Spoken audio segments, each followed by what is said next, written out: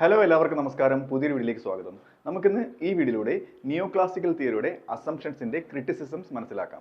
അതായത് 8 ബേസിക് അസംഷനും അതിന്റെ വിമർശനങ്ങളുമാണ് ഈ വീഡിയോയിലൂടെ ഞാൻ പറയാൻ ഉദ്ദേശിക്കുന്നത്. നമുക്ക് വിശദമായിട്ട് മനസ്സിലാക്കാം. വീഡിയോയിലേക്ക് കടക്കാം. Critique of the basic assumptions of neo classical theory. The neo classical theory, okay, അത് എസ്പെഷ്യലി ഇൻ മൈക്രോ എക്കണോമിക്സിലാണ് കൂടുതൽ അസംഷൻസ് അവർ കൊണ്ടുവന്നിരിക്കുന്നത്. Is based on certain core assumptions like rationality എന്നൊരു assumption, perfect competition, full information and profit maximisation. ഇങ്ങനെയുള്ള ഇതെല്ലാം അവരുടെ core assumptions ആണ്. ഓക്കെ, ഈ അസംഷൻസ് ഒക്കെ ഒരുപാട് എക്കണോമിസ്റ്റുകൾ ക്രിട്ടിസൈസ് ചെയ്തിട്ടുണ്ട്. ഓക്കെ, അപ്പം many economist have criticised these assumptions are unrealistic.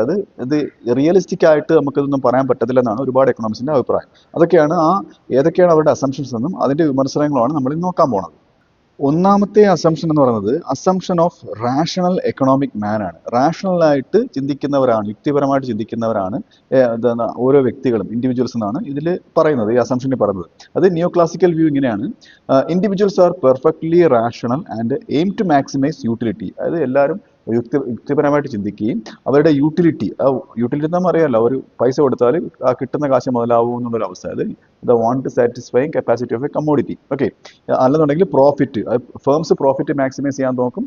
പിന്നെ ഇൻഡിവിജ്വൽസ് എന്ത് ചെയ്യും, കൺസ്യൂമേഴ്സ് എന്ത് ചെയ്യും, അവരുടെ യൂട്ടിലിറ്റി മാക്സിമൈസ് ചെയ്യാൻ നോക്കും. ഇതാണ് ഇവരുടെ ഒന്നാമത്തെ അസംഷൻ. ഇപ്പൊ പറഞ്ഞ അസംഷനോടുള്ള വിമർശനം ഇതാണ്. അതായത് ആദ്യത്തേത്, real life behaviour is not always rational. അതായത് റിയൽ ലൈഫിൽ എപ്പോഴും റാഷണലായിട്ട് യുക്തിപരമായിട്ട് ചിന്തിക്കണമെന്നില്ല. Okay, people are influenced by emotions ഓരോരുത്തരുടെ തീരുമാനങ്ങളെ ബാധിക്കാറുണ്ട്. അവരുടെ ഹാബിറ്റ്സ്, സോഷ്യൽ നോംസ്, അവർ സമൂഹത്തിൽ എങ്ങനെ പെരുമാറുന്നുള്ളത്, സൈക്കോളജിക്കൽ ബയാസ്, അത് സൈക്കോളജിക്കലായിട്ട് ഒരു കാര്യത്തിനോട് മറ്റൊരു കാര്യത്തിനോട് കൂടുതൽ ഇഷ്ടം എന്നുണ്ടെന്നുണ്ടെങ്കിൽ ആ ഒരു റാഷണൽ ബിഹേവിയർ അവിടെ നടക്കത്തില്ല. ഇവിടെ ഇതോടൊപ്പം ചേർത്ത് പറയാവുന്ന മറ്റൊരു കാര്യം എന്ന് പറയുന്നത്, ഇപ്പം ഹെർബർട്ട് സൈമൺ പോലെയുള്ള ബിഹേവിയറൽ എക്കണോമിക്സ് അവർ ഒരു ബൗണ്ടഡ് റാഷണാലിറ്റി എന്നൊരു കൺസെപ്റ്റ് കൊണ്ടുവന്നിട്ടുണ്ട്. ഓക്കെ, അതായത് ഈ ബൗണ്ടഡ് റാഷണാലിറ്റി എന്ന് പറയുന്നത് അവർ ആർഗ്യൂ ചെയ്യുന്നത് ആൾക്കാർക്ക് ലിമിറ്റഡ് ആയിട്ടുള്ള ഇൻഫർമേഷൻ ആണ്. അതായത് കോഗ്നിറ്റീവ് ലിമിറ്റ് ഉണ്ട്, അവരുടെ ധാരണയ്ക്ക് ലിമിറ്റ് ഉണ്ട്. അപ്പോൾ അവർ കയ്യിലുള്ള ഇൻഫർമേഷൻ വെച്ചിട്ട് എന്ത് ചെയ്യും, ഒരു സാറ്റിസ്ഫാക്ടറി ആയിട്ടുള്ള ഒരു ഡിസിഷൻ എടുക്കും. അത് ഓപ്റ്റിമൽ ആയിട്ടുള്ള ഡിസിഷൻ എന്ന് പറയാൻ പറ്റത്തില്ല. ഓക്കെ, എല്ലാം തികഞ്ഞ ഒരു ഡിസിഷൻ അല്ല, ഒരു സാറ്റിസ്ഫാക്ടറി ആയിട്ടുള്ള ഒരു ഡിസിഷൻ അവരുടെ കയ്യിലുള്ള ഇൻഫർമേഷൻ വെച്ച് എടുക്കും. ഓക്കെ, അതുകൊണ്ട് പെർഫെക്റ്റ് റാഷണാലിറ്റി അൺറിയലിസ്റ്റിക് ആണ് എന്ന് ഒരു വിമർശനം വരുന്നുണ്ട്. അടുത്തെന്ന് പറയുന്നത് അസംഷൻ ഓഫ് പെർഫെക്റ്റ് ഇൻഫർമേഷൻ ആണ്. അതായത് പെർഫെക്റ്റ് ഇൻഫർമേഷൻ ഉണ്ട് എന്നുള്ള അസംഷൻ. ഓക്കെ, അത് നിയോ ക്ലാസിക്കൽ വ്യൂ പറയുന്ന ഇതാണ്: consumers and producers have complete knowledge about വിലയെക്കുറിച്ച്, ക്വാളിറ്റിയെക്കുറിച്ച്, മാർക്കറ്റ് കണ്ടീഷനെ കുറിച്ചൊക്കെ കംപ്ലീറ്റ് നോളജ് ഉണ്ടാവുന്നതാണ്. ഓക്കെ, അപ്പോൾ ഇതിനുള്ള വിമർശനമാണ് അടുത്തത്. ഞാൻ ഇപ്പോൾ പറഞ്ഞതിൻ്റെ വിമർശനം എന്ന് പറയുന്നത്, in reality information is incomplete and asymmetric. അതായത് റിയൽ വേൾഡിൽ ഈ ആൾക്കുള്ള ഇൻഫർമേഷൻ എന്ന് പറയുന്നത് അത് ഒന്നീ ഇൻകംപ്ലീറ്റ് ആയിരിക്കും, അല്ലെന്നുണ്ടെങ്കിൽ അസിമെട്രിക് ആയിരിക്കും. ഒരാൾക്ക് കൂടുതൽ ഇൻഫർമേഷൻ, ഒരാൾക്ക് കുറച്ച് ഇൻഫർമേഷൻ, അങ്ങനെയുള്ളതായിരിക്കും. Okay, buyers and sellers often have unequal information. Okay, ഇപ്പം ഞാനൊരു യൂസ്ഡ് കാർ ഒരാൾക്ക് മറ്റൊരാൾക്ക് വിൽക്കുകയാണ്. അപ്പോൾ ഞാൻ കയ്യിരിക്കുന്ന കാറിൻ്റെ കംപ്ലൈൻറ്റ് എന്ന് എനിക്ക് മാത്രമേ അറിയാവൂ, മേടിക്കുന്ന ആൾക്ക് അറിയില്ല. ഓക്കെ, അപ്പം ബയർക്ക് ചിലർക്ക് ഒരു അൺഈക്വൽ ഇൻഫർമേഷൻ അവിടെ ഉണ്ടാവും. അപ്പം ഇതിൻ്റെ വിമർശനമാണ്. ജോർജ് ആൽക്കറോഫ് എന്ന് പറയുന്നൊരു economist showed in his market for lemons. ഇതിനെപ്പറ്റി ഒരു വീഡിയോ ചെയ്തിട്ടുണ്ട് കേട്ടോ. ഇത് കണ്ടില്ലാത്തവർക്ക് ഞാൻ ലിങ്ക് ഇവിടെ ഇട്ടേക്കാം, അത് കണ്ടാൽ അതിനെപ്പറ്റി വിശദമായിട്ട് മനസ്സിലാക്കാവുന്നതാണ്. Theory that market for lemons theory that information asymmetry can cos market failure. അപ്പോൾ ഇങ്ങനെ വന്നു കഴിഞ്ഞാൽ ഒരു ഇൻഫർമേഷൻ്റെ അസിമെട്രി വരുമ്പോഴത്തേക്ക് അത് മാർക്കറ്റ് ഫെയിലിയറിന് കാരണമാകും. ഓക്കെ, ഇപ്പം എവിടെയൊക്കെ കറക്റ്റായിട്ടുള്ള ഗുഡ് കൺസ്യൂമറിൻ്റെ ആവശ്യപ്രകാരമുള്ള ഗുഡ് അവൈലബിൾ ആണെന്നുള്ള ഇൻഫർമേഷൻ ഇല്ലാത്തത് കൊണ്ടും മാർക്കറ്റ് ഫെയിലിയർ ഉണ്ടാകാനുള്ള സാധ്യതയുണ്ട്. അപ്പം ഇത് വിമർശനമാണ്. അപ്പം അതിൻ്റെ കൺക്ലൂഷൻ ആയിട്ട് പറയുന്നത്, markets do not always function efficient. എപ്പോഴും മാർക്കറ്റ് എന്ത് ചെയ്യുന്നില്ല, എഫിഷ്യൻ്റ് ആയിട്ട് ഫംഗ്ഷൻ ചെയ്യുന്നില്ല, ഡ്യൂ ടു ഇംപെർഫെക്റ്റ് ഇൻഫർമേഷൻ ഉള്ളതുകൊണ്ട്. അടുത്തെന്ന് പറയുന്നത് അസംഷൻ ഓഫ് പെർഫെക്റ്റ് കോമ്പറ്റീഷൻ ആണ്. ഓക്കെ, പെർഫെക്റ്റ് കോമ്പറ്റീഷൻ ആണെന്ന് അസ്യൂം ചെയ്യുന്നുണ്ട്. അത് നിയോ ക്ലാസിക്കൽ വ്യൂ പ്രകാരം markets have many buyers and sellers എന്ന് അസ്യൂം ചെയ്യുന്നുണ്ട്. ഹോമോജീനിയസ് ആയിട്ടുള്ള പ്രൊഡക്റ്റ് ആണ് and no barriers to entry. ഇതെല്ലാം പെർഫെക്റ്റ് കോമ്പറ്റീഷൻ്റെ ഫീച്ചേഴ്സ് ആണ്. അപ്പോൾ ഇങ്ങനെ ഒരു പെർഫെക്റ്റ് കോമ്പറ്റീഷൻ ഇവിടെ അസ്യൂം ചെയ്യുന്നുണ്ട്. അപ്പോൾ തീർച്ചയായിട്ടും അതിന് വിമർശനം ഉണ്ടാവും. അപ്പോൾ എങ്ങനെയാണ് വിമർശനം വരുന്നത്? In real economies monopolies and oligopolies are common. നമുക്ക് റിയൽ വേൾഡിൽ മോണോപോളീസ് ഉണ്ട്, ഒളിഗോപോളി ഉണ്ട്, മൊണോപ്സോണി ഉണ്ട്. അപ്പോൾ ഇങ്ങനെ ഒരുപാട് മാർക്കറ്റ് സിറ്റുവേഷൻ ഉണ്ട്. ഇവിടെ പെർഫെക്റ്റ് കോമ്പറ്റീഷൻ ആണെന്ന് അസ്യൂം ചെയ്തിരിക്കുന്നു. അപ്പോൾ അത് തന്നെ ഒരു ഹൈലി അൺറിയലിസ്റ്റിക് ആയിട്ടുള്ള ഒന്നാണ്. പിന്നെ ലാർജ് ഫേംസ് ഡോമിനേറ്റ് മാർക്കറ്റ്സ്. അതായത് ലാർജ് ഫേംസ്, മാർക്കറ്റ് ഡോമിനേറ്റ് ചെയ്യുന്ന ലാർജ് ഫേംസ് ഉണ്ടാവും. അതുപോലെ തന്നെ എൻട്രി ബാരിയേഴ്സ് ഉണ്ടാവും. അത് ക്യാപിറ്റൽ, ടെക്നോളജി, ലീഗൽ റെസ്ട്രിക്ഷൻസ്. അപ്പോൾ ഇങ്ങനെയുള്ള റെസ്ട്രിക്ഷൻസ്, അതായത് ഇവിടെ അസ്യൂം ചെയ്യുന്നത് freedom of entry and exit ആണ്. ഓക്കെ, അപ്പം ഇത് പെർഫെക്റ്റ് കോമ്പറ്റീഷൻ വരുന്ന ഒന്നാണ്. അപ്പോൾ ഇതൊക്കെ ഹൈലി അൺറിയലിസ്റ്റിക് ആയിട്ടുള്ള കാര്യങ്ങളാണ്. അത് perfect competition is rare in റിയാലിറ്റിയിൽ വളരെ റയർ ആയിട്ട് മാത്രമേ പെർഫെക്റ്റ് കോമ്പറ്റീഷൻ വരുന്നുള്ളൂ.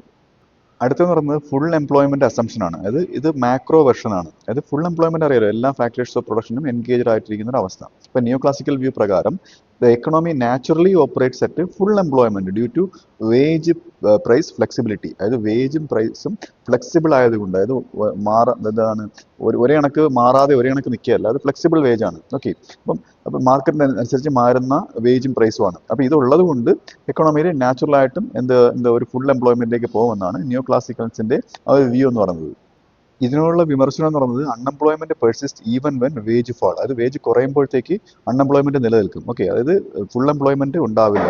ഓക്കെ, അടുത്തത് ഡ്യൂറിങ് ദ ഗ്രേറ്റ് ഡിപ്രഷൻ പീരീഡിൽ markets failed to restore full employment. അതായത് ഗ്രേറ്റ് ഡിപ്രഷൻ പീരീഡ് നമുക്കറിയാം, 1929 തൊട്ട് 1939 വരെയുള്ള ആ ഒരു കാലയളവിൽ ഉണ്ടായ ആ ഒരു പീരീഡിൽ അത് markets failed to restore full employment. അതായത് ഈ സമയത്ത് ഫുൾ എംപ്ലോയ്മെന്റ് റീസ്റ്റോർ ചെയ്യുന്നതിൽ മാർക്കറ്റ് ഫെയിൽ ആവുകയുണ്ടായി. ഒരു തെളിവായിട്ട് പറയുകയാണ് കേട്ടോ വിമർശനത്തിന്.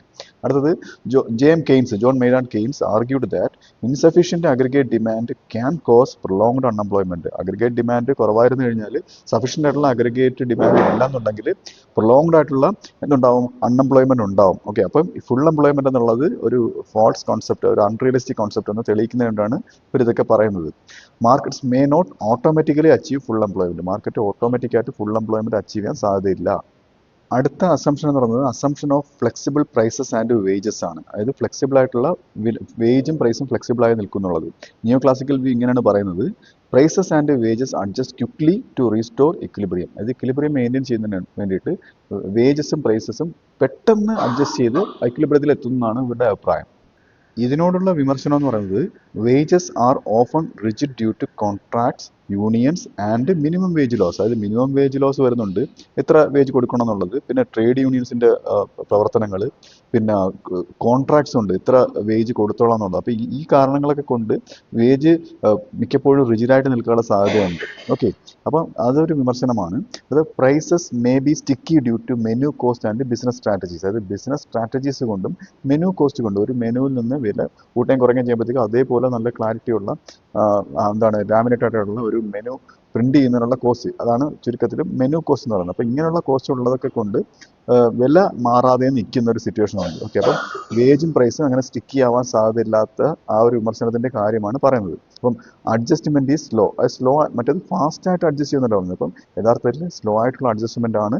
So equilibrium may not be quickly restored. പെട്ടെന്ന് ഇക്വിലിബ്രിയം റീസ്റ്റോർ ചെയ്യത്തില്ല എന്നാണ് പറയുന്നത്. അപ്പോൾ അതിനുവേണ്ടിയുള്ള തെളിവുകളാണ് ഇവരിങ്ങനെ പറയുന്നത്. അടുത്തെന്ന് പറയുന്നത് utility and profit maximisation assumption ആണ്. അതായത് നിയോ ക്ലാസിക്കൽ വ്യൂ പ്രകാരം കൺസ്യൂമേഴ്സ് മാക്സിമൈസ് യൂട്ടിലിറ്റി. അതായത് യൂട്ടിലിറ്റി മാക്സിമൈസ് ചെയ്യാൻ കൺസ്യൂമേഴ്സ് ശ്രമിക്കുകയും പ്രോഫിറ്റ് മാക്സിമൈസ് ചെയ്യാൻ ഫേംസ് ശ്രമിക്കുകയും ചെയ്യുന്നു. ഇതിനോടുള്ള വിമർശനം എന്ന് പറയുന്നത് firms may aim at sales maximisation. അതായത് ഫേം സെയിൽസ് മാക്സിമൈസേഷന് വേണ്ടി എയിം ചെയ്യാം, എപ്പോഴും പ്രോഫിറ്റ് അല്ല. പിന്നെ ഗ്രോത്ത് അല്ലെന്നുണ്ടെങ്കിൽ മാർക്കറ്റ് ഷെയർ, ഇതും ഫേംസിന്റെ ഒബ്ജക്റ്റീവ്സ് ആകാം. ഓക്കെ, അപ്പോൾ അത് വിമർശനമാണ്. അപ്പം വില്യം ബോമോൾ എന്ന് പറയുന്ന ഒരു economist proposed the sales maximisation theory. Okay, ഇദ്ദേഹം ഇതിലൂടെ ചേർത്ത് പറയുന്ന മറ്റൊരു കാര്യമാണ് സെയിൽസ് മാക്സിമൈസേഷൻ തിയറി ഇദ്ദേഹം ഇൻട്രൊഡ്യൂസ് ചെയ്തത്. ഓക്കെ, അടുത്ത Oliver Williamson suggested managerial utility maximisation. അപ്പോൾ മറ്റൊരു എക്കണോമിസ്റ്റ് ആയ ഒലിവർ വില്യംസൺ മാനേജീരിയൽ യൂട്ടിലിറ്റി മാക്സിമൈസേഷനും സജസ്റ്റ് ചെയ്തിട്ടുണ്ട്. അപ്പോൾ ഇതൊക്കെ ചേർത്ത് പറയാവുന്നതാണ്. അപ്പം അതായത് profit maximisation is not always the sole objective. എപ്പോഴും സോൾ ഒബ്ജക്റ്റീവായിട്ട് ഫേംസ് കൊണ്ട് നടക്കുന്നില്ല, പ്രോഫിറ്റ് മാക്സിമൈസേഷൻ കൊണ്ട് നടക്കുന്നില്ല. അത് മറ്റൊരു വിമർശനമാണ്. അടുത്ത അസംഷൻ എന്ന് പറയുന്നത് neglect of institutions and social factors. അതായത് ഇൻസ്റ്റിറ്റ്യൂഷൻസിനും സോഷ്യൽ ഫാക്ടേഴ്സും ഒക്കെ ഇങ്ങനെയുള്ള കാര്യങ്ങളൊക്കെ നെഗ്ലക്ട് ചെയ്യുന്നുണ്ട്. ഓക്കെ, നിയോ ക്ലാസിക്കൽ പറയുന്നത് ഇതാണ്: focuses mainly on markets and prices. മാർക്കറ്റ്സിനും പ്രൈസസിനുമാണ് കൂടുതൽ ഫോക്കസ് കൊടുക്കുന്നത്. നേരത്തെ പറഞ്ഞ കാര്യങ്ങളൊക്കെ നെഗ്ലക്ട് ചെയ്യുകയാണ്.